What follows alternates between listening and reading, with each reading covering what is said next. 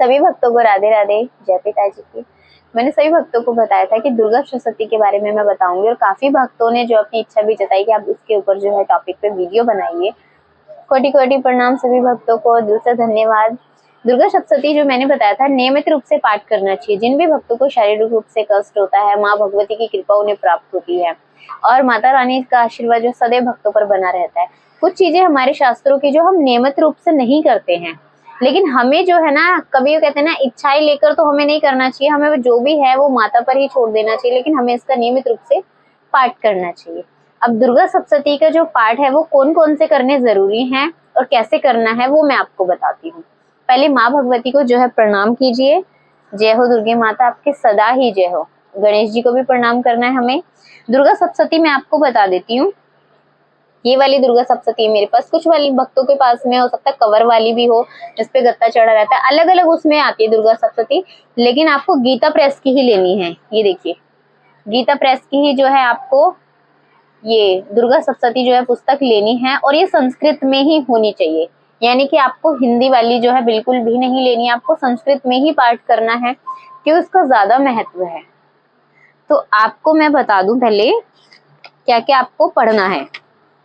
देखिए, जब आप दुर्गा सप्तशती खोलोगे तो सबसे पहले आएगी ये अथ सप्तश्लोकी दुर्गा, सबसे पहले नंबर पे ये लिखा हुआ आएगा। तो आपको जो है सबसे पहले नंबर पेज पे ये पढ़ना है, ठीक है। उसके बाद में देखिए संस्कृत का ये वाली लाइनें आपको सब कुछ पढ़ लेनी है। अब आप देखिए, ये देखिए छोटे अक्षर में लिखा हुआ आपको मिलेगा। अब पहचान कैसे है, देखिए ये लिखा हुआ है, देखिए आप इधर जहां पर विनियोग लिखा हुआ आता है एंड में, देखिएगा आप छोटे अक्षरों में लिखा हुआ मिलेगा और विनियोग लिखा हुआ आएगा, ठीक है ना। तो जहां पर ये विनियोग लिखा आना है वो आपको कैसे छोड़ना है, अब देखिए मैं आपको बताती हूँ। जैसे कि आपको ये मेरे पास देखिए एक जो है आप सभी भक्तों के लिए एक छोटी गिलास में, पूजा की ही गिलास ही होनी चाहिए आपकी। ये जल ले लिया है मैंने, एक कटोरी जो है पूजा की ही ले ली है। आपको क्या करना है, देखिए इस अवस्था में आपको जितना आपकी अंजलि में आ सकता है जल, 1 बार 2 बार 3 बार, ठीक है ना। 3 बार आपने जो इसमें जल ले लेना है। उसके बाद देखिएगा आप सभी भक्त, आपको ये पढ़ना है ओम अस्य श्री दुर्गा सप्तश्लोकी स्तोत्र मंत्रस्य नारायण ऋषि अनुष्टुप छंदः श्री महाकाली महालक्ष्मी महासरस्वत्यो देवता श्री दुर्गा प्रीत्यर्थम सप्तश्लोकी दुर्गा पाठे विनियोग। अब आपको क्या करना है, ये विनियोग एक कटोरी में छोड़ देना है, ठीक है। कुछ भक्त कहेंगे कि हमें जो है विनियोग जमीन पर छोड़ देना है कि कटोरी में छोड़ना है। जमीन पर छोड़ सकते हैं क्या, देखिए अगर आप विनियोग को जमीन पे छोड़ते हो तो आपके ही घर में आप निकलते वक्त या गलती से क्या हो सकता है, आपके पैर पड़ सकते हैं जल के ऊपर, तो इससे जो है आपको पाप भी लगेगा। तो इससे अच्छा है आप जब भी विनियोग छोड़ो तो आप एक कटोरी के अंदर ही छोड़ दीजिए, फिर उसको बाद में किसी पौधे में भी डाल सकते हो जल को। तो ये हो गया आपको सबसे पहले जो पढ़ना है अथ सप्तश्लोकी दुर्गा। उसके बाद में मैं आपको ना एक चीज बता दूं,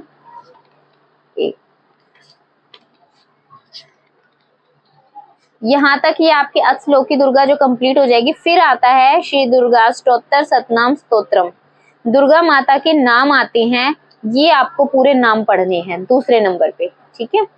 ये पढ़ते आप जाइए, संस्कृत में ही है ये सब, इसमें आपको विनियोग नहीं छोड़ना है। ये 2 चीजें आपको लाइन वाइज पढ़नी ही पढ़नी है। उसके बाद में आपको सीधा जो चीज पढ़नी है मैं आपको वही दिखाती हूँ। तीसरे नंबर पे आपको जो पढ़ना है अथ देव्यः कवचम, ठीक है ना। आपको तो कवच पढ़ना, आपको माता रानी का कवच पढ़ने से पहले देखिएगा क्या लिखा हुआ है यहाँ पे, विनियोग। अब विनियोग के लिए आपको क्या करना है, सबसे पहले फिर से ऐसे आपको ये जो है इस मुद्रा में आ जाना है, हाथ को फिर से 3 बार जल लेना है अंजलि में। फिर आपको क्या करना है, 3 बार जल लेने के बाद में फिर आपको ये पढ़ना है पूरा, ठीक है। पढ़ने के बाद जब आप लास्ट में बोल दोगे ना जपे विनियोग, तो विनियोग बोलने के बाद आपको कटोरी में ही जो है वो जल छोड़ देना है। फिर आपको यहाँ से पूरे संस्कृत में पढ़ना शुरू कर देना है।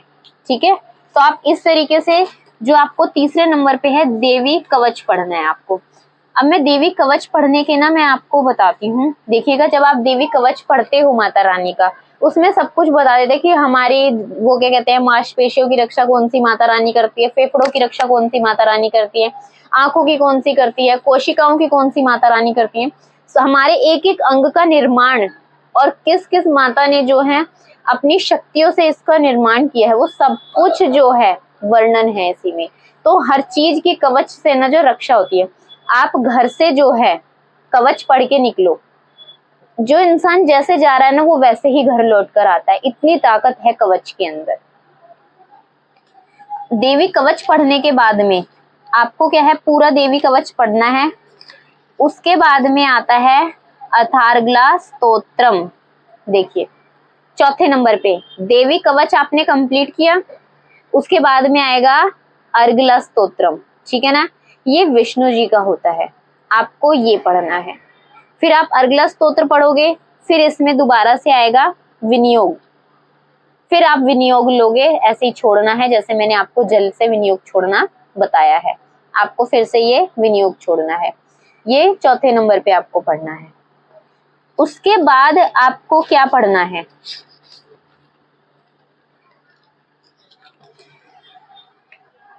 अथ कीलकम। ये मेरे पिताजी का स्तोत्र है, ये पढ़ने के लिए। कीलकम यानी कि आपको मैं बताती हूँ, देखिएगा, इसमें भी विनियोग छोड़ना है। इसमें क्या लिखा हुआ है, जपे विनियोग। जैसे आपने विनियोग बोला, आपको तुरंत जल कटोरी में छोड़ देना है। ये कीलक स्तोत्र पढ़ने का वो है। अब मैं आपको एक चीज बताती हूँ, देखिएगा, कुछ भक्तों के मन में ना ये सवाल संदेह जरूर आ रहा होगा कि जो भी कीलक पढ़ने के लिए बोलते हैं, पंडित तो साफ मना करते कीलक पढ़ने के लिए।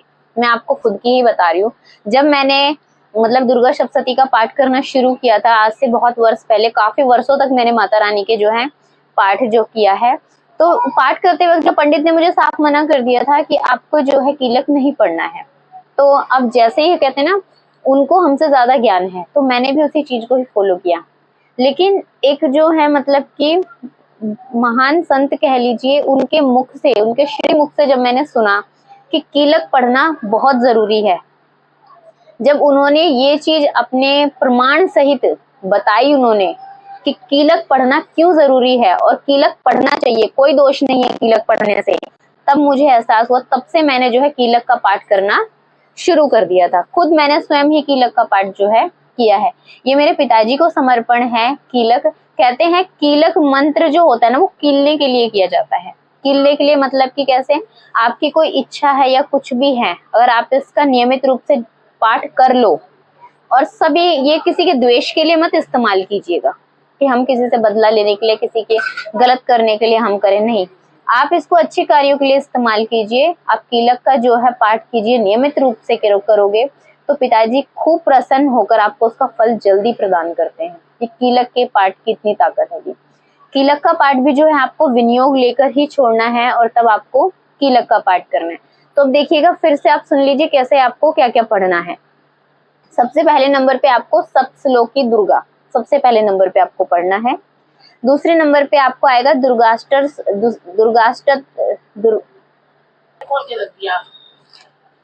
आपको जो है श्री दुर्गा स्तोत्र सतनाम स्तोत्रम, यानी कि दुर्गा जी के जो नाम है उनका पाठ करना है। ठीक है ना। फिर उसके बाद में आपको क्या है, दुर्गा कवच पढ़ना है, फिर आपको अर्गला स्तोत्रम पढ़ना है, फिर उसके बाद आपको कीलक पढ़ना है। तो इस तरीके से आपको लाइन से ही पढ़ते चले आना है। अब मैं आप सभी भक्तों को बताती हूँ, अब नवरात्रि शुरू होने वाली है। अब नवरात्रि शुरू होंगी तो मैं क्या करती हूँ, नवरात्रों में पाठ करती हूँ। पाठ किस तरीके से आपको बताती हूँ मैं। माता रानी के देखिएगा पाठ शुरू हो जाता है हमारा।